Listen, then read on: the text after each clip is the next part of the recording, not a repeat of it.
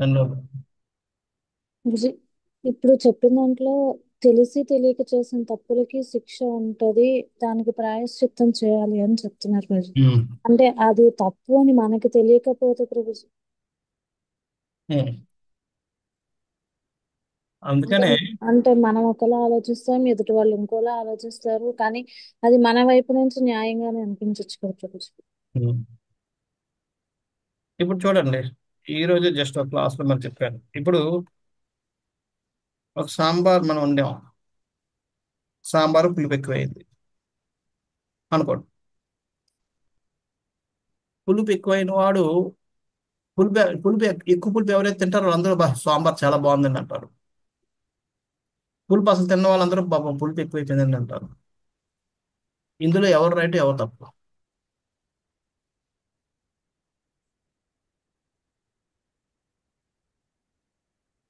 ఉం? చెప్పలేం కదా ప్రభుజీ, ఒక్కొక్కళ్ళ అభిప్రాయాలు ఒక్కొక్కళ్ళ ఇష్టాలు ఒకలా ఉంటాయి. కదా, ఇద్దరు రైటే. ఆయన పులుపు నచ్చుతుంది కాబట్టి చాలా బాగుందన్నాడు, నచ్చినాడు బాగాలేదన్నాడు పులుపు తిన్నవాడు. సో ఎవరి దృక్పథం వాళ్ళు రైట్. సో అదే విధంగా మన జీవితంలో కూడా మనం కొన్ని చేసినప్పుడు మనం సమర్థించుకున్న వైష్ణవులుగా మనం ఏం చేయాలి? ఎదుటి వాళ్ళ కోసం ఆలోచించాలి. ఎదుటివాడు తప్పు అన్నప్పుడు ఎస్, తప్పై ఉంటుంది అన్న భావన ఉండాలి. అప్పుడు ఆటోమేటిక్ ప్రాయశ్చిత్తం చేయాలి. మన దృష్టిలో అది రైట్ తప్పు అవ్వకపోవచ్చు.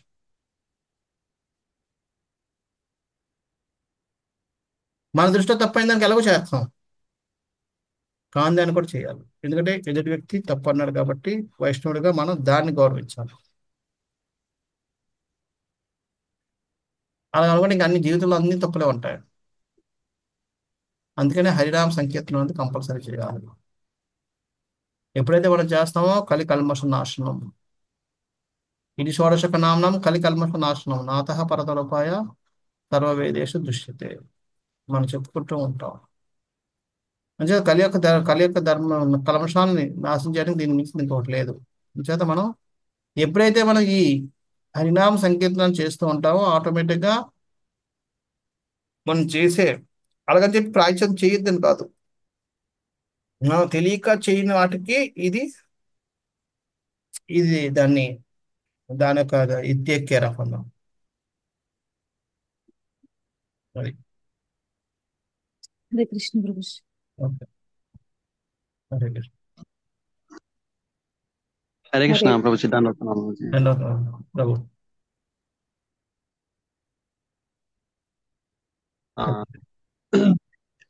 యుధిష్ఠిర మహారాజు ఆ యుద్ధానంతరం తన విచారంలో పడ్డాడు. అంటే ఎంతమందిని ఆ, చనిపోయినందుకు బాధపడ్డాడు. విచారించడం మొదలు పెట్టాడు. సో అంటే మరి ఆయన ఆయన విచారం అంటే ఆయన ధర్మాత్ముడు, అన్ని తెలిసిన వాడు, మంచి చెడు అన్ని తెలుసు. ఆయన విచారంలో పడ్డాడు. మరి ఆయన ఈ విచారం నుంచి బయటపడేది ఎలా? అందుకని కదా దీంట్లో వాడు, అందుకని ఇవన్నీ యజ్ఞాలు చేస్తున్నాడు. తర్వాత ఎవరి దగ్గరికి వెళ్ళాడు? భీష్మ పితామహుడి దగ్గరికి వెళ్ళాడు. ఇవన్నీ చేశాడు కదా. ఎప్పుడైతే భీష్ముడు చెప్పాడో అప్పుడు శాంతించాడు, అంతవరకు శాంతించలేదు. ఉమ్, భీష్ముడు ఏం చెప్పాడు? నువ్వు ఎవరినైతే రాజదూతగా తీసుకుంటున్నావో, ఎవరినైతే నీ శ్రేయభిలాష అనుకుంటూ, నీ మరిది అనుకుంటూ చేస్తున్నావు, ఆయన సాక్షాత్తు ఆదినారాయణుడు. సో నువ్వు చేయాల్సింది ఏంటి? ఆయన చెప్పినట్టు నడుచుకోవడమే అని చెప్తాడు. అది ఎక్కుతారు. అందుకని అప్పుడు కృష్ణుడు ఏం చెప్పాడు అది చేస్తూ కూర్చున్నాడు. ఆ విధంగా తన యొక్క చింతను వదిలిపెట్టాడు.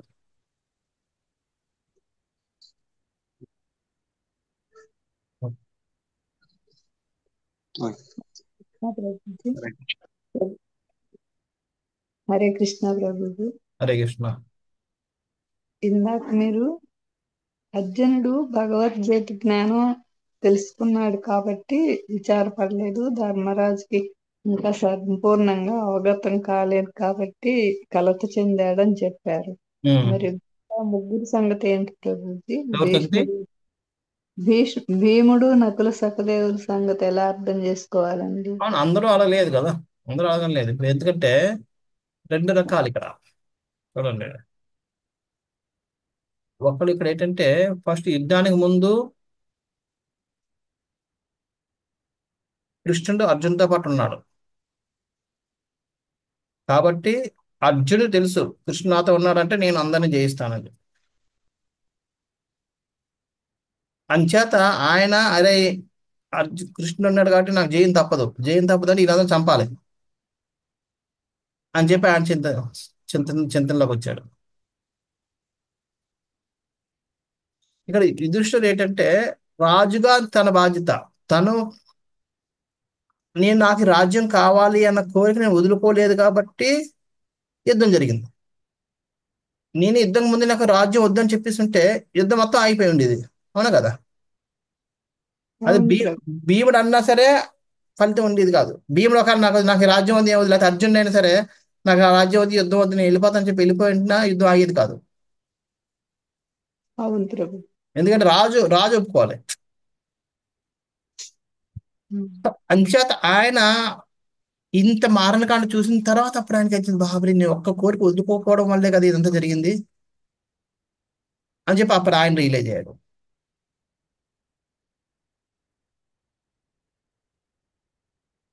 ఇప్పుడు అశోకుడు కూడా ఆ యుద్ధం కళింగ యుద్ధం అది అవును ప్రభుజీ. కళింగ యుద్ధం జరిగి అక్కడ మారణకాండ చూసిన తర్వాత చంచలం అయిపోతాడు, బాబరి ఎంతమంది చంపేశానని అని చెప్పి. అప్పుడు ఆయన పశ్చాత్తాపంగా బుద్ధ జీవనం పాటించి బుద్ధ మతం తీసుకుని బౌద్ధుడిగా మారుతాడు.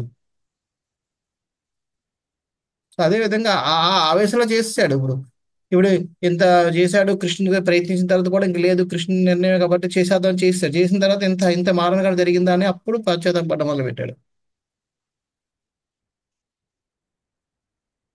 ఎందుకు నేను ఒక్క కోరిక, నేను ఆ టైంలో అర్జున్ ఒక నిజంగా అర్జున్ అన్నాడు యుద్ధం చేయకుండా వెళ్ళిపోయినా సరే యుద్ధం జరిగి ఉండేది. ఎందుకంటే ధర్మరాజు ఎప్పటి వరకు నిష్క్రమించడం అప్పటి వరకు యుద్ధం జరగాల్సిందే. అవును ప్రభు. అది నేను చేయలేదే, అర్జున్ చేశాడు కానీ అర్జునుడు చేయడానికి రెడీ అయ్యాడే, నేను అవలేదే, నా అంత పాప ఎవడున్నాడు అని చెప్పి ఆయన పశ్చాత్తాపడుతూ కూర్చున్నాడు. అర్జునుడికి ఉన్నంత బుద్ధి కూడా నాకు లేదు అని. అది అర్థమైంది ప్రభుజీ. హరే కృష్ణ. ఇంకా మిగతా వాళ్ళకి ఏంటి, మిగతా వాళ్ళతోటి భీముడు వీళ్ళందరూ ఏంటంటే వాళ్ళకి కృష్ణ సాంగత్యం లేదు, వాళ్ళు పెద్ద నాయకులు కాదు, నిర్ణయాలు తీసుకున్న నాయకులు కూడా కాదు, వాళ్ళకి ఏం టెన్షన్ లేదు.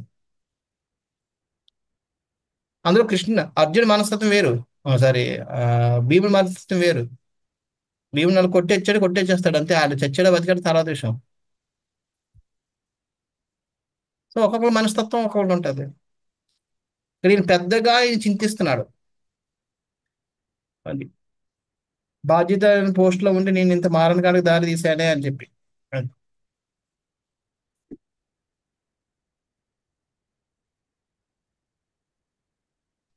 హరే కృష్ణ ప్రభుజీ. హరే కృష్ణ.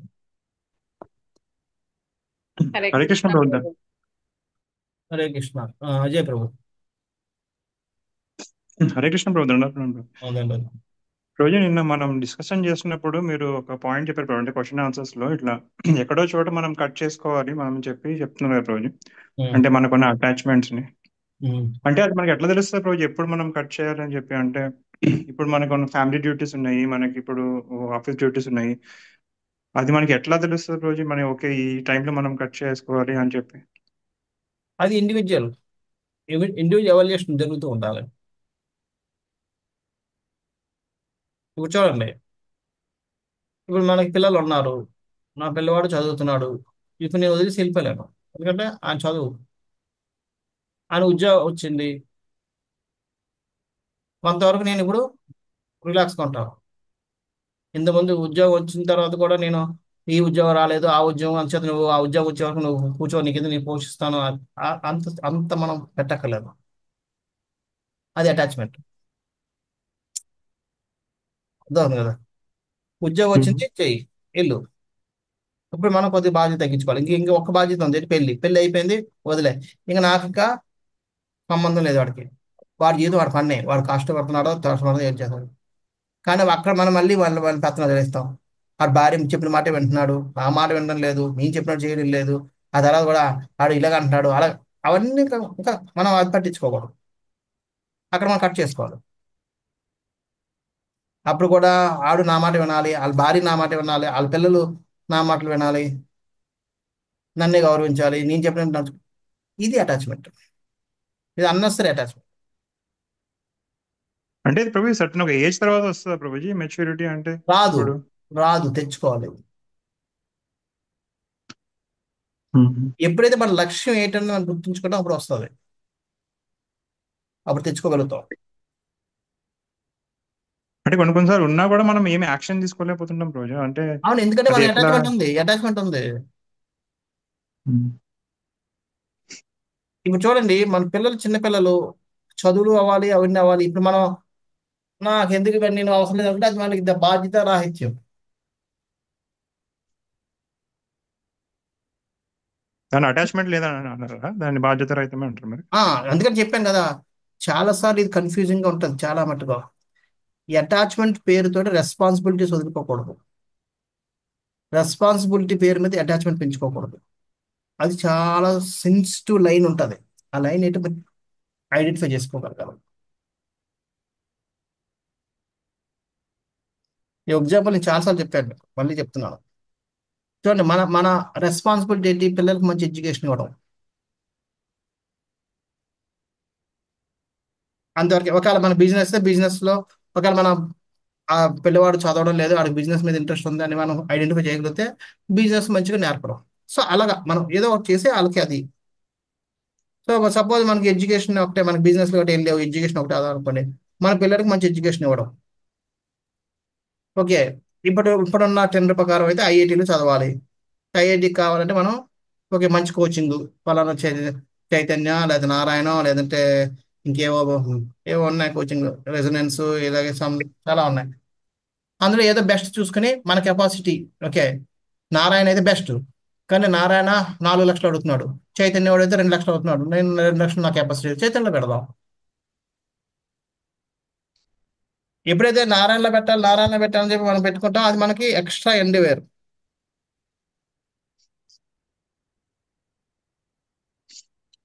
సో ఇప్పుడు మీరు పిల్లల గురించి చెప్తున్నారు ప్రభు. ఇప్పుడు హస్బెండ్ వైఫ్ అంటే ఎట్లా ఉంటుంది నేను ప్రభు? చెప్తున్నాను, హస్బెండ్ అదే వైఫ్ చెప్తున్నాను ఒక లైన్ ఎక్కడ డ్రా చేయాలని. ఇప్పుడు ఏమవుతుందంటే, ఇప్పుడు మనం నారాయణలో పెట్టినా చైతన్యలో పెట్టినా వాడు ఎంత చదవాలి అంతే చదవగలడు, ఎందుకంటే ఆడ బ్రెయిన్ అంతే. అవును కదా. అవునవును, ఈ ఎగ్జాంపుల్ చెప్పారు ప్రభు ఆల్రెడీ. సో మనకేంటంటే అది నేను ఇంత ఖర్చు పెట్టానురా, నారాయణ బదులు నాకు నారాయణ లేకపోయినా సరే అప్పు చేసి చేశాను అని తిట్టేసి గట్టేసి చేస్తే అది attachment towards our goal, not responsibility. Responsibility ఏంటి? మనం చదివించడం వరకే, కానీ అటాచ్మెంట్ అయిపోయాం. నేను ఇంత పెట్టాను కాబట్టి అడుగు సాధించాలని చెప్పి. దానివల్ల ఏమవుతుందంటే మనం పెంచుకొని ఇంక గొడవలు పెట్టుకొని అంత గందరగోళం చేసుకుంటాం మన జీవితాన్ని. అతను లోన్ ఉండిపోయింది, వీడికేమో సీటు రాలేదు, ఆడు అన్హ్యాపీ, మనం అన్హ్యాపీ, ఆడిని తిడుతున్నాం, మనం తిడుతున్నాం, ఆడు లైఫ్ మెదడుగోలు చేస్తున్నాం, మన లైఫ్ మెదడుగోలు చేసుకుంటాం.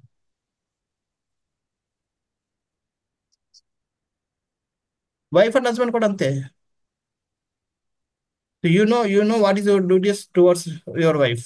Your wife know what is your duties, her duties towards you. అంటే పిల్లలంటే ఒక స్టేజ్ లో అయిపోతుంది రోజు, బట్ ఈ husband relationship it will continue till the end కదా రోజు. No, ఎట్లా? no. So that's why, see, if you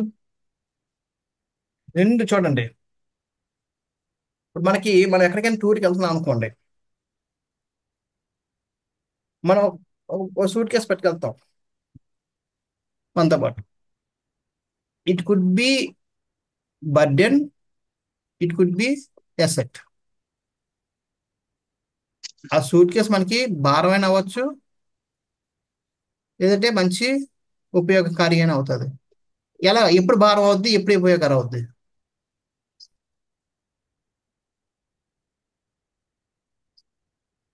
అంటే అందులో ఏమైనా విలువైన వస్తువులు ఉంటే అది అసెట్ అవుతుంది, అందులో ఏమి విలువైన వస్తువులు లేకపోతే బర్డెన్ అవుతుంది. No, that is wrong conception. మనకి Hare Krishna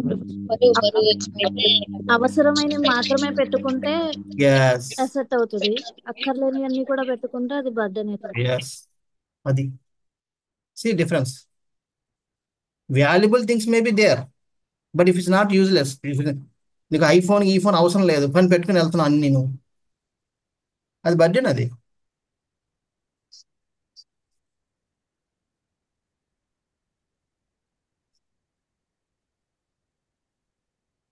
you should know how much useful కాదా అన్నది.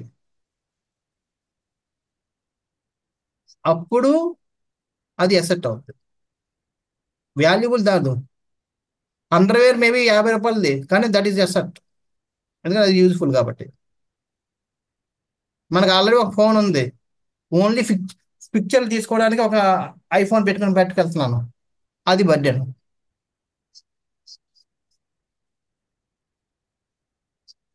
అర్థం ఉందా? అది అవసరమైన అనవసరమైన. అంతేగాని వాల్యుబుల్ కాదు. So most of the times we see that valuable things and think that is asset, that burden decide చేస్తాం కాబట్టి మనం దెబ్బ అయిపోతుంటాం.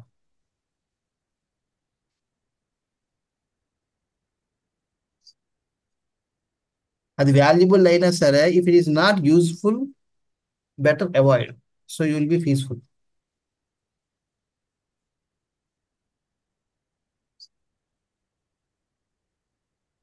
హరే కృష్ణ ప్రభుజీ, అంటే సర్టెన్ రిటైర్మెంట్ వచ్చినాక వానప్రస్థ ఆశ్రమం తీసుకోవాలి అని చెప్తున్నారా ప్రభుజీ? వానప్రస్థాసం తీసుకోవాలి ఒకటి, రెండోది కూడా. సో యువర్ వైఫ్ నౌ, ఇప్పుడు మీ పిల్లలు ఒక గ్రోన్ ఏజ్కి వచ్చారు, జాబ్లో సెటిల్ అయ్యారు, హస్బెండ్గా హ్యాండ్ అవుట్ టు చిల్డ్రన్, భార్యని తల్లిని. అలాగే తల్లి కూడా, ఒరే చూడరా కొద్దిగా చూసుకోవడం అని చెప్పి, best be detached and focus and more and bhakti. If he is also, భర్త భార్య కూడా డివోటీ అయితే ఇద్దరు కలిపి చేసుకోండి. ఆ డివోటీ కాకపోతే చిల్డ్రన్ కూడా డివోటీస్ కాదు, వాళ్ళకి అబ్జెక్ట్ బాబు మీ నాన్న కొంట్లో బాగా చూసుకోండి, మీరు మీ పని మీరు చేసుకోండి. రీసెంట్ వన్ ఎగ్జాంపుల్ నేను చెప్తా, పేరు కూడా చెప్తున్నాను, but is super super super super duper example, role model కంటే ఆనంద్ బృందావన్ ప్రభు. మీరు చాలా మంది తెలిసి ఉండొచ్చు. రీసెంట్ గా వాళ్ళ మాతాజీకి చాలా సీరియస్ అయింది, హాస్పిటల్లో ఉంది. అప్పుడు ఆ డాక్టర్లు ఆల్మోస్ట్ డిక్లేర్ చేశారు ఆమెకి లాస్ట్ డేస్ అని. ప్రభుజీ వెళ్ళారు, ఆమెకి వెళ్ళి చెప్పారు, నేను ఏమనంటే, ఆ పేరు Tulasi Mataji. Tulasi, thank you very much for everything you did in my life. నీ వల్ల నా జీవితంలో భక్తి అంతా బాగా జరిగింది. డాక్టర్లు చెప్పారు ఇది నీకు లాస్ట్ స్టేజ్ అని చెప్పి, so chant and be happy, నేను వెళ్తున్నాను అని చెప్పి వచ్చేసాడు.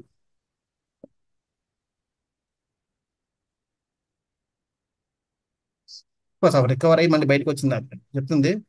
అంటే హీఈస్ ఫోకస్ నౌ, నేను అక్కడ కూర్చుని ఏడ్చినా వేస్ట్.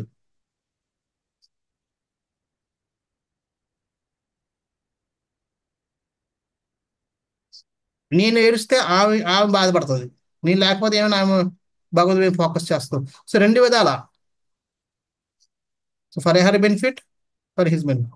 ఇంకోటి కూడా ఎగ్జాంపుల్ చెప్తాను. స్తోక కృష్ణ ప్రభు వీడియో కూడా మనకి రిలీజ్ చేశారు, రాధాగోపాల్ మీద. స్తోక కృష్ణ ప్రభు అని చెప్పి ఆయన బ్రహ్మచారి, తర్వాత గృహస్థ అయ్యారు. కానీ చాలా రోజులు గృహస్థ అవడానికి ముందు చాలా రోజులు ఆయనకి ఇది అవ్వలేదు, ఏదంటే పెళ్ళి అవ్వలేదు, లైఫ్లో కూడా సెటిల్ అవ్వడం లేదు, సెటిల్ అవ్వలేకపోతాను. 1.5 year 1.5 year అని చాలా రిగ్రెట్, అంటే చాలా బాధపడతాను లోపల. వచ్చి అది బ్రహ్మచారి ఆశ్రమం చేశాను, భగవంతుడి సేవ, మందిరంలో కూర్చొని భగవంతు సేవ చేసుకుని భగవంతు సేవ చేశాను, దీంట్లో సెటిల్ అవ్వలేదు అని చెప్పి రోజు మందిరంకి వచ్చి గోపీనాథ్ ముందు ప్రార్థన చేస్తుంటాడు, నాకు ఏ క్యాన్సర్ ఏది వచ్చి నన్ను చంపి చచ్చిపెట్టి చెయ్యి, ఎందుకు ఈ బతుకు, ఇలాగ నీకు సేవ చేయలేక ఇక్కడ ఇది చేయలేక నేను అటు కాక ఇటు కాక భ్రష్టుడు అయిపోయి కూర్చున్నాను అని చెప్పి. తర్వాత 1.5 year తర్వాత పెళ్ళి అయింది, ఉద్యోగం అయింది, అన్నీ అయింది.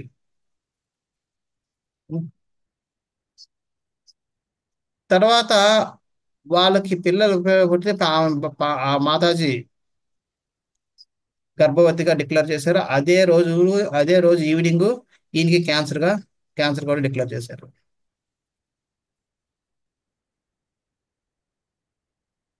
సారీ, పుట్టినరోజు పుట్టినరోజు ఏ రోజు పుట్టిందో అదే రోజు ఆ పాప పుట్టింది. పాప పుట్టినరోజు నాడే ఈయన క్యాన్సర్ డిక్లేర్ చేశారు.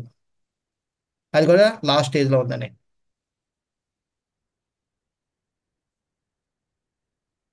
ఆయన అది చెప్పారు, 4 రోజులు చనిపోతారు, కానీ అలాగ అలాగ చెప్పి 6 నెలలు వెళ్ళింది. లాస్ట్ స్టేజ్ ఇంకా డేస్ లోనే ఉన్నారు, మాక్సిమం 1 వీక్ లో ఉంటారు అన్నప్పుడు మా మహారాజ్ గారు పిలిచారు ఎవరిని, వాళ్ళ భార్యని.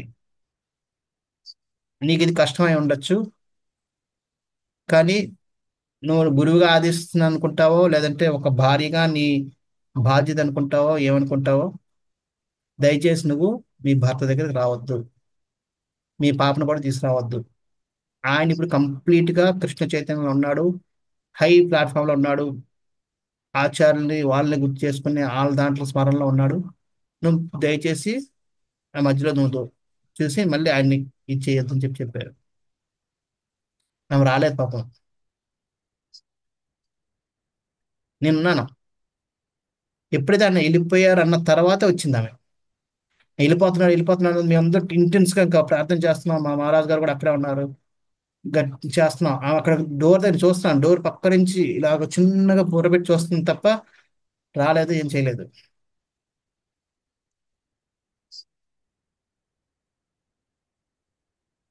తర్వాత ఎప్పుడైతే కంప్లీట్ గా ఆయన బాడీ వదిలేసి వెళ్ళిపోయారో అప్పుడు వచ్చి నేను బాధపడ్డా ఏదైతే అది చూసినాం.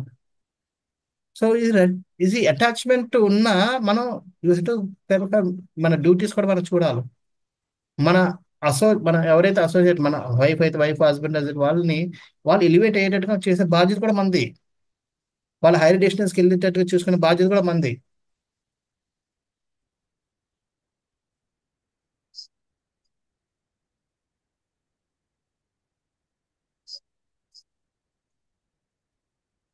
అంచేత ఆ భార్య భర్త ఎసట్ట లేదంటే బడ్డిన దాన్ని ఎలా మార్చుకోవాలని మన చేతిలో ఉంది.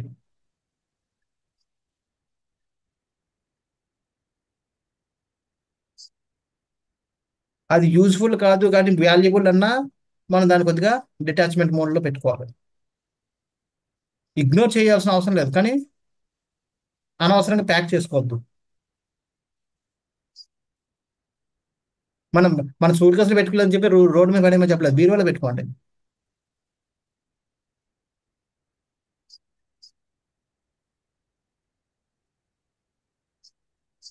సో అంచేత మనవి మనకి గృహస్థ లైఫ్లో అది ఒకటి. You have constant association of a devotee or constant association of a maya, depends on how you handle that.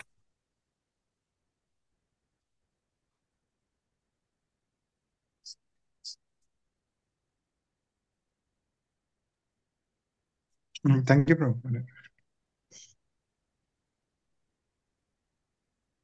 Hare Krishna Prabhu. Hare Krishna. అంటే ఇప్పుడు చనిపోయే ముందు వాళ్ళు కనిపిస్తే వాళ్ళ కాన్షియస్ దెబ్బతింటదన్నా ప్రభు? అది మనం ఎవాల్యుయేట్ చేసుకోవాలి. మీరు ఉండడం వల్ల వాళ్ళ కాన్షియస్నెస్ పెరుగుతుంది అంటే ఉండండి. ఇప్పుడు చూడండి, అంటే ఇప్పుడు ఆయన మిమ్మల్ని చూసి ఇంకే నువ్వు భక్తి చేయి, నేను భక్తి చేస్తున్నాను అని చెప్పి చేస్తే పర్వాలేదు. కొంతమంది అటాచ్మెంట్ ఉంటుంది, అరే నేను వెళ్ళిపోతున్నాను, నీకు ఏమైపోద్ది, నేను ఎవరు చూసుకుంటారు, అలా బాధపడేటప్పుడు మనం వెళ్ళిపోవడం బెటర్. ఎందుకని మళ్ళీ చూసి మన ఈ లౌకికంగా ఏడుస్తారు, భగవంతు మర్చిపోతారు వాళ్ళు. ఎవరికైనా కూడా లాస్ట్ టైంలో అంటే భక్తి సీరియస్ గా లేని వాళ్ళకి అదే పరిస్థితి ఉంటది కదా. అవును, అందుకనే మనం జాగ్రత్తగా ఉండాలి. మన మన ప్రయత్నం మనం చేయాలి వాళ్ళని ఎలివేట్ చేయడానికి. ప్రయత్నం చేయాలంటే ఇంకా దూరంగా ఉండాలంటారు. అవసరమైతే, అదే చెప్తుంది, అవసరమైతే, ప్రతిసారి అని కాదు, అవసరమైతే దూరంగా ఉండండి. ఆయన కాన్షియస్ ఎలా ఉందో అని దాన్ని బట్టి. ఇప్పుడు మీరు ఉండడం వల్ల మీరు జపం చేస్తే ఆయన కూడా జపం చేస్తారు అనుకోండి, పక్కకి గట్టిగా జపం చేయండి. మీరు చెప్పండి, ఓకే మీరు జపం చేయండి, నేను చేస్తున్నాను, చేయండి. ఎంకరేజ్ చేయగలిగితే మంచిది, అప్పుడు పక్క నుంచి చేయండి. కానీ ఆయన బాధపడిపోతూ నీకేమైపోద్ది, నేను వెళ్ళిపోతే నువ్వు అలా బాధపడుతూ కూర్చునేటట్టయితే మీరు బెటర్ ఆ టైంలో వెళ్ళకుండా ఉండడం. లేకపోతే ఆయన మీకోసం ఆలోచిస్తూ చనిపోతారు. మన కోసం ఆలోచిస్తే వెళ్ళిపోతాడు. అప్పుడు లౌకికమైన విషయం మీద ఆలోచన లౌకిక మళ్ళీ జనం తీసుకోవాల్సి వస్తుంది. సహజమే కదా ప్రభు, ఎవరికైనా కూడా బాధ అవ్వడం అనేది ఆ టైంలో. కానీ అందరూ అలా ఉంటారండి, అదే చెప్తుంది. ఇప్పుడు చెప్పాను స్వామికృష్ణ ప్రభు అన్న ఆయన చైతన్య చరితామృతం చదువుతూ మా మహారాజు గారిని దగ్గరుండి చూస్తూ ఆయన చూస్తూ ఆయన చనిపోయాడు. ఆయనకి భార్య పిల్లల అసలు లేనే లేదు ఏమాత్రం కూడా.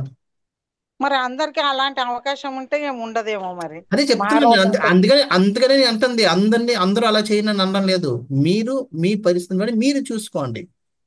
ఏది మహారాజు అక్కడ కంటి ముందు మహారాజు ఉన్నారు అన్నప్పుడు ఇంకా కాన్షియస్ అలా ఎక్కడోకేం అలాగే దానికే పోదండి. ఉందండి. మహారాజు గారు ఎందుకున్నారు? ఆయన కాన్షియస్నెస్ అలా ఉంది కాబట్టి ఉన్నాడు. లేదా ఆయన అందరి దగ్గర కూర్చుంటారు ఏంటి? కూర్చుంటే కూడా మంచిదే కదా ప్రభు, దామానికి వెళ్ళి కూర్చుంటా మా ఆడేదండి అదే అన్నాడు మరి రామేటి ఎంతమంది అలాంటి వాళ్ళు ఉంటారు, అలాంటి వాళ్ళు ఉంటారు. అందరూ చైతన్యం అలా ఉండదు కదా. అదే మహారాజు గారు అది పసిగట్టారు కాబట్టే ఆమెకు చెప్పారు నువ్వు రావద్దు అని చెప్పి.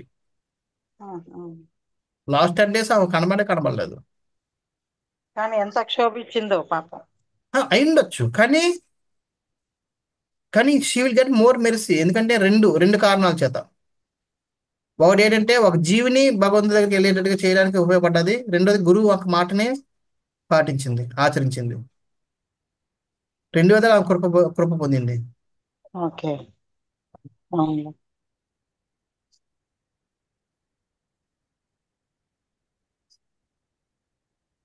ఆ కృప మంది క్షోభ ఏం లేదు. క్షోభ కొన్ని రోజులు పోతే మర్చిపోద్ది, కానీ ఆ కృప అలా ఉండిపోద్ది కదా. అవును. మరి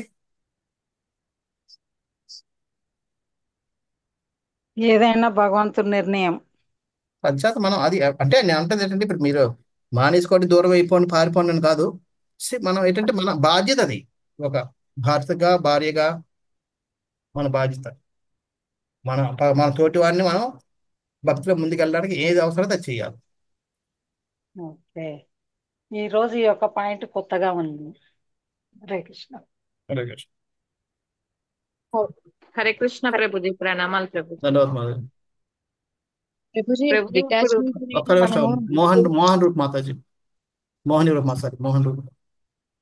ప్రభుజీ యాక్చువల్ గా ఇప్పుడు మెటీరియల్ లైఫ్ లో అటాచ్మెంట్ ఎక్కువ ఉండకూడదు, డిటాచ్డ్ గా ఉండాలని అర్థమైంది ప్రభుజీ. మరి స్పిరిచువల్ లైఫ్ లో మనం సర్వీసెస్ చేస్తాము, అక్కడ డిటాచ్డ్ గా ఉండడం రావట్లేదు, అది ఎలా వస్తుంది ప్రభుజీ? ఎందుకంటే మన మెటీరియల్ లైఫ్ లో డిటాచ్మెంట్ నేర్చుకోలేదు కాబట్టి అదే మనస్తత్వాన్ని అక్కడ తీసుకెళ్తున్నాం. మరి ఇప్పుడు దాన్ని మనం ఇంప్రూవ్ చేసుకోవాలంటే ఎట్లాగా? ఓకే, ఈ రోజు కూడా నేను ఒక ప్రోగ్రామ్కి వచ్చాను. అక్కడ వచ్చి అక్కడ నుంచి చెప్తున్నాను. ఇక్కడ ఈ రోజు కూడా అది జస్ట్ ఇదే డిస్కస్ చేశారు నాకు. ఇప్పుడు చూడండి, నేను లేదా ఒక డివోటీ అని టైం దొరకదు, రోజుకు ఒక 10 నిమిషాలు దొరుకుతుంది, సేవ చేస్తాడు. ఏంటంటే ఆయన ఇంటి నుంచి మందిరంకి వెళ్ళే దారిలో 2 పూల మొక్కలు ఉన్నాయి.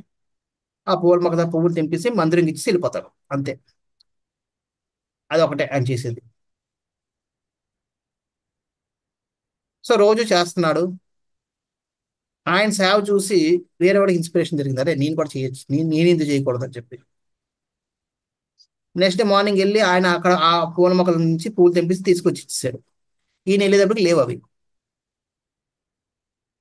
ఆయన తెలీదు. ఆ రోజు సడన్ గా ఇన్స్పైర్ అయ్యాడు ఒక ఆయన, రెండో ఆయన తెచ్చేసాడు. ఇది ఎగ్జాంపుల్, ఇది జరిగింది కాదు అనుకో. సో అప్పుడు మొదట ఆయనకి ఇప్పుడు చాయిస్ ఏంటి? ఎవడు తెంపుకెళ్ళిపోయాడు కనుక్కోవాలి, ఎందుకంటే రేపు నుంచి మళ్ళీ ఈయన సేవ ఉండదు. ఒక ఆప్షన్ ఏంటంటే ఇప్పుడు నెక్స్ట్ డే కనుక్కున్నాడు, పలానా అరే మన టెంపుల్ మధ్య వచ్చి తీసుకుని వెళ్ళిపోతున్నాడు, తెలుసుకున్నాడు. మన టెంపుల్ డివోటి తీసుకెళ్ళిపోతున్నాడు, మందిరికి వేస్తున్నాడు. ఇప్పుడు ఆయన దగ్గర ఉన్న ఆప్షన్ ఏంటి? ఒకటి ఆయనతో గొడవ పడి, నేను ఇన్ని సంవత్సరాలు చేస్తున్నాను, నువ్వు మధ్యలో ఎందుకు దూరావు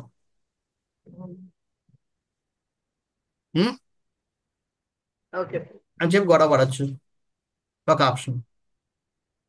రెండో ఆప్షన్ ఏంటంటే ఇంకా అలాగే ఆయన ఎలాగే ఇస్తున్నారు కదా, ఇంకెందుకులే మనం ఇంక వెళ్ళిన ఒకటి ఎలా పోయిన ఒకటి మందిరం నుంచి వెళ్ళడం మానేసి ఇంట్లో కూర్చోవచ్చు. ఇంకొక ఆప్షన్ ఏంటంటే ఎలాగో 10 నిమిషాలు భగవంతుడు ఇవ్వాలనుకుంటున్నాను కాబట్టి ఈ రెండు నేను తెంపుతున్నాడు కాబట్టి ఇంకెక్కడైనా దొరుకుతాయేమో చూసుకొని చెప్పి ఇంకో చెట్టు ఎవరైనా ఎత్తుకొని ఒక అక్కడి నుంచి రోజు తీసుకొచ్చి ఇవ్వచ్చు. ఇప్పుడు ఏది బెటర్? Third option. భగవంతుడికి సేవ చేయాలి, ఏదో రకంగా సేవ చేయాలి. సో అంతే. ఇప్పుడు మనం అప్పుడు దానివల్ల ఏమైంది, మీరు డిటాచ్మెంట్ తెచ్చుకున్నారు.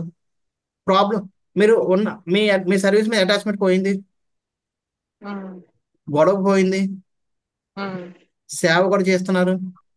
అవును. So so okay. చాయిస్, మనం తీసుకున్న చాయిస్ని బట్టి మనం బెనిఫిట్ పొందుతూ ఉంటాం.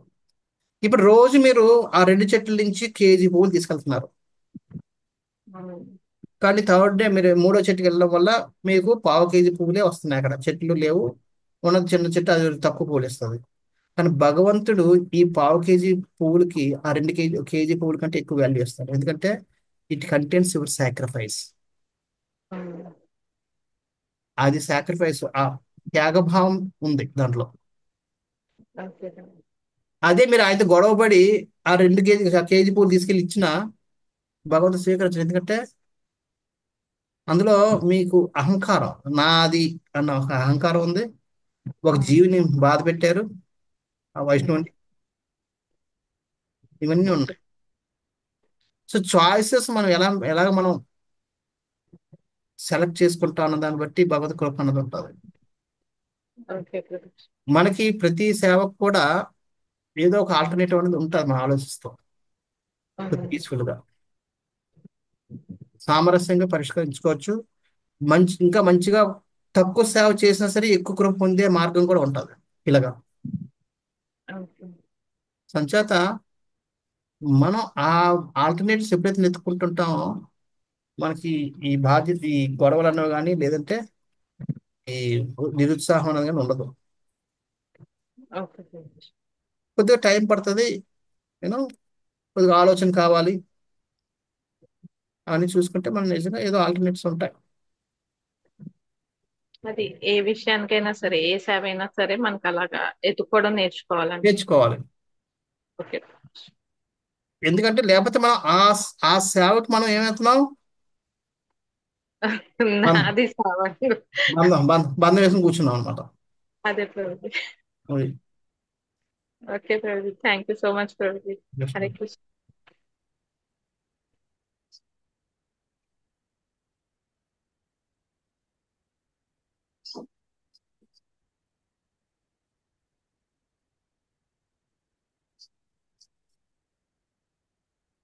లాస్ట్ ప్రశ్న ఎవరికి ఉంటాయి?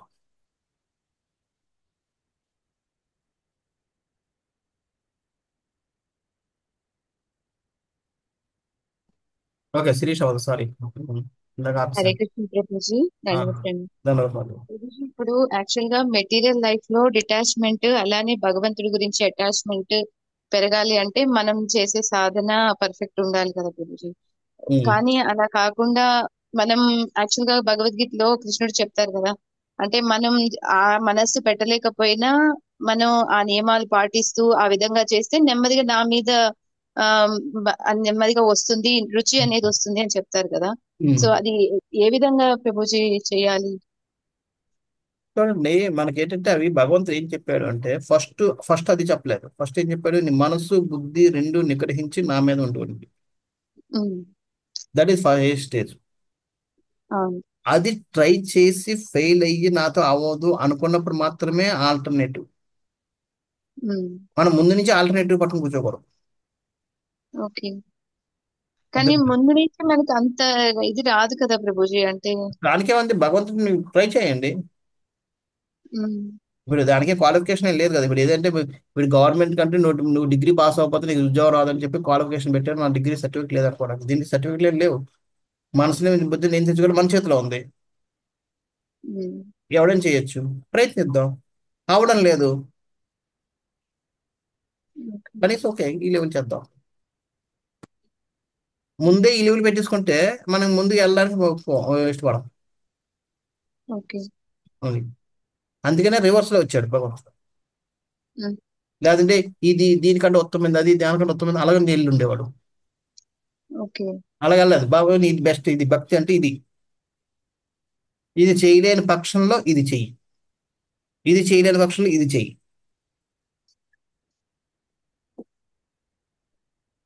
అంతే తప్ప ఇది చేయను కాదు. ఓకే. అంటే మన ఆస్పిరేషన్ ఇప్పుడు కూడా హైయెస్ట్ ఉండాలి. ఉమ్. అది.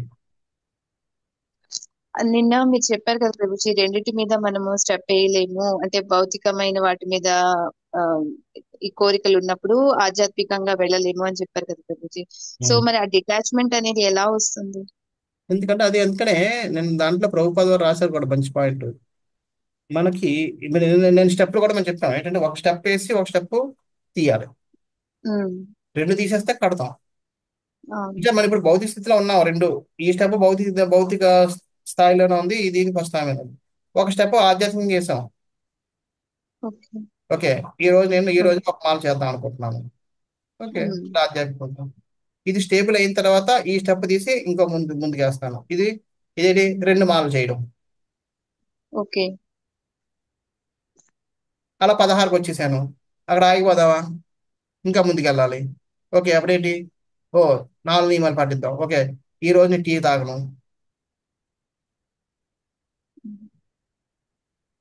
మళ్ళీ ఇక్కడికి వచ్చిన తర్వాత మళ్ళీ వెనక్కి వచ్చేవద్దు మెటీరియల్ స్థాయికి. ఉమ్, అప్పుడు ఏంటి, మెటీరియల్ స్థాయికి వచ్చేసి మీరు 16 మాలు చేసినా లాభం లేదు. ఓకే. 16 మాలు ప్రాక్టీస్ అయిపోయింది, 16 మాలు స్టేబుల్ అయిపోయింది, కానీ మీరు వెనక్కి వచ్చేసారు, ఉమ్, లాభం లేదు కదా. అవును. సో అంచేత మనం వెనక్కి రాకూడదు, ఉన్నంత వరకు ముందుకు వెళ్తుండాలి. అక్కడ కూడా ఆగిపోకూడదు. 16 మాలు అయిపోయి ఇంక నేనేం చేయను, 16 మాలు చాలు నా జీవితానికి. ఇంకా ఓ, ఇంక 4 నియమాలు నాకు వద్దండి, భాగవతం నాకు వద్దండి, లగ్నం నాకు వద్దండి బాబు, నేను చాలు 16 మాలు చాలండి నా జీవితానికి అనుకు కూర్చున్నా కష్టం. అప్పటికి మన ప్రోగ్రెస్ అక్కడ ఆగిపోయింది. మళ్ళీ ప్రోగ్రెస్ ఇంకా చేయాలంటే ఓకే, 4 నియమాలు, ఫస్ట్ నియమం చేశాను, రెండో నియమం, మూడో నియమం, నాలుగో నియమం అయిపోయింది. ఇంకా నెక్స్ట్ ఏంటి, భగవద్గీత చదవాలి, ముందుకు వెళ్తూ ఉండాలి. ఓకే. సో ఆ విధంగా మనం ఎంత ముందుకు వెళ్తున్నామో బ్యాక్ సైడ్ మెటీరియల్ కాన్సెప్ట్ అనేది ఎంత వెనక్కి వెళ్ళిపోతుంటారు. ఓకే. కానీ అది వదిలేసాను అని చెప్పి మళ్ళీ వెనక్కి వచ్చేసాను అనుకోండి, మనం అనొచ్చు 10 స్టెప్పులు ముందుకు వెళ్ళాను, మళ్ళీ 10 స్టెప్ 20 స్టెప్పులు నడిచానండి నేను అని. కానీ 20 స్టెప్పులు నడిచింది దేనికి, మళ్ళీ వెనక్కి రావడానికి. లాభం ఏంటి? అవును. దాని బదులు 11 స్టెప్పులు ముందుకు నడండి, అది బెటర్. వెనక్కి వచ్చి 10 స్టెప్పులు లేదు, ముందుకు ఒక స్టెప్ వెళ్ళినా పర్వాలేదు, బెటర్ అది. ఓకే. ఉమ్,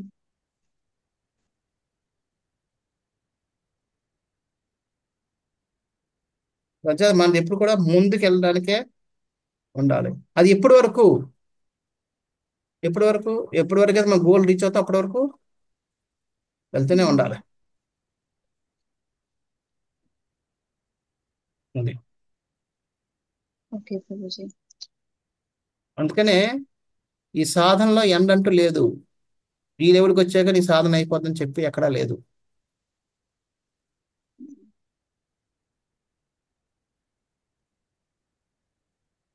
ఇది ఫర్ ఎవర్ ఎండింగ్ లెస్ సాధన పాతది. సాధనకి అంతం లేదు, ఇంప్రూవ్మెంట్కి అంతం లేదు. ఎంత ఇంప్రూవ్ అయినా ఇంకా ఇంప్రూవ్మెంట్ రూమ్ ఉంటుంది. అంచేత మనం ఎప్పుడు కూడా ముందుకు చూసుకుంటూనే వెళ్ళాలి. వెనక్కి ఎంత వచ్చామని చూసుకున్నావా అక్కడే ఓడిపోతాం. యాక్చువల్గా ప్రభుజీ ఇప్పుడు ఈ సెన్సెస్ ఇవి కంట్రోల్ చేసుకోవడానికి మనము ఇప్పుడు ఏకాదశి ఇలాంటివి ఫాలో అవుతాం. బట్ ఈ మనస్సు, బుద్ధి, అహంకారం ఈ మూడు ఉంటాయి కదా ప్రభుజీ, వీటిని కంట్రోల్ చేయడం కష్టం కదా ప్రభుజీ దానికి మరి. అందుకనే భగవద్గీతలో చెప్తాడు, కామం 3 చోట్ల ఉంటుంది. ఎక్కడెక్కడ ఎవరైనా తెలుసా? ఇంద్రియాలు, మనసు, బుద్ధి 3 చోట్ల ఉంటుంది. సో ఇంద్రియాలని మనం నీ మీద రెగ్యులేటివ్ ప్రిన్సిపల్స్ ద్వారా మనం కంట్రోల్ చేస్తాం. ఈ ఫాస్టింగ్ అని, ఇది తినకూడదు, అది తినకూడదు, ఇది చేయకూడదు, అది చేయకూడదు అని. మనసుని ఎలా చేస్తాం, ఎవరికి గుర్తుందా? భగవద్గీత చెప్తాడు, చాంటింగ్ ప్రభుజీ. చాంటింగ్. భగవద్గీత. శాంటింగ్ ప్రాపర్గా మనం శాంటింగ్ మీద మనసు పెట్టినప్పుడు మన మనసుని ఏం చేస్తాం, బుద్ధిని రీడింగ్ రీడింగ్ బుక్ ద్వారా, రీడింగ్ సేవలో ఫోకస్ ద్వారా బుద్ధిని మనం ఈ విధంగా మన ఇంటర్వ్యూ కంట్రోల్ చేసుకుంటాం.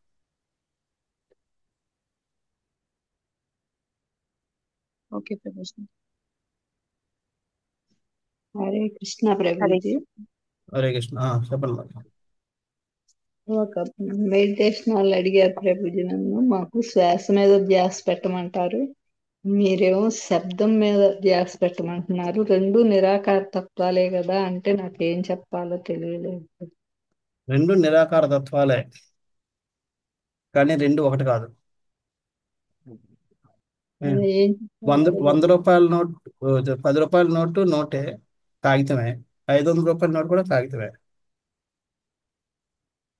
రెండింటికి తేడా ఉందా లేదా?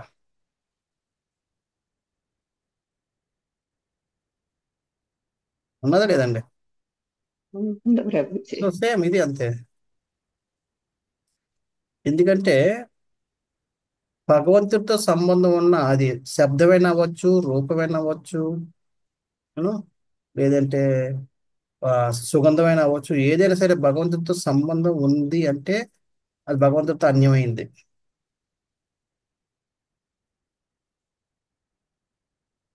వాళ్ళ శ్వాస కూడా భగవంతుడితో సంబంధం ఉంటే అది కూడా పర్వాలేదు, కానీ వాళ్ళ శ్వాస మన శ్వాస మీద పెట్టుకుంటున్నాం కాబట్టి మనం గుర్తు చేసుకుంటుంటాం, మనం గుర్తు చేసుకుంటాం. అది కంప్లీట్ గా లౌకికం, భౌతిక స్థలం అది.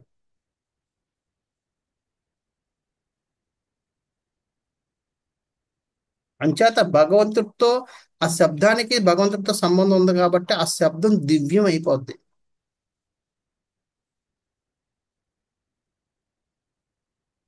ఈ శ్వాసకి భగవంతుడితో సంబంధం లేదు, కానీ సుగంధం కూడా దివ్యమైందే. ఇప్పుడు చతుర్కుమారులు వెళ్ళి ఆ తులసి దళం యొక్క సుగంధం చూసి వాళ్ళు భక్తులు అయిపోయారు. అక్కడ శబ్దం ఒకటే కాదు, ఆ శబ్దంతో శుద్ధులు అవ్వలేదు, సుగంధం శుద్ధులయ్యారు. సుగంధం కూడా భగవంతుడితో సంబంధం ఉంది కాబట్టి అది వాళ్ళ జీవితం ధన్యం అయిపోయారు. సంచేత ఇక్కడ ఇది నిరాకార తత్వం అయినప్పటికీ కూడా దీనికి భగవంతుడితో సంబంధం ఉంది కాబట్టి ఇది మనం శుద్ధీకరణ చేస్తుంది. ఆ శ్వాస భగవంతుడితో సంబంధం లేదు, అది మనతో సంబంధం ఉంది. ఒక విధంగా చూసుకుంటే మనతో సంబంధం ఉంది, కానీ నా బాడీ నా శ్వాస అని చెప్పుకుంటున్నాం కాబట్టి నేను అహంకారంలో ఉన్నాం. అంటే మన ఈ వదలడం లేదు ఈ అటాచ్మెంట్ని.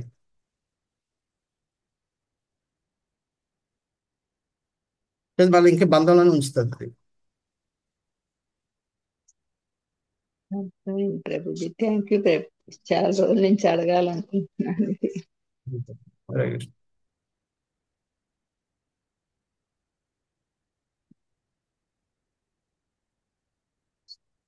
ఓకే, ఆపుదాం. శ్రీ ప్రభుపాద की जय, ग्रंथराज श्रीमद् भागवतम की जय. वाञ्छा कल्पतरुभ्यश्च कृपा सिन्धुभ्य एव च पतितानां पावनेभ्यो वैष्णवेभ्यो नमो नमः. अनंत कोटि वैष्णववृंद की जय. हरे कृष्ण. हरे कृष्ण. హరే కృష్ణ. హరే కృష్ణ ప్రభుజీ, హరే ప్రణామాలు. కృష్ణ ప్రభుజీ, దండవత్ ప్రణామాలు. హరే కృష్ణ హరే ప్రభుజీ, కృష్ణ దండవత్ ప్రభుజీ, ప్రణామాలు దండవత్ ప్రభుజీ. ప్రణామాలు. ప్రభుజీ. हरे कृष्ण. हरे कृष्णा, धन्यवाद प्रणाम प्रभु जी। धन्यवाद.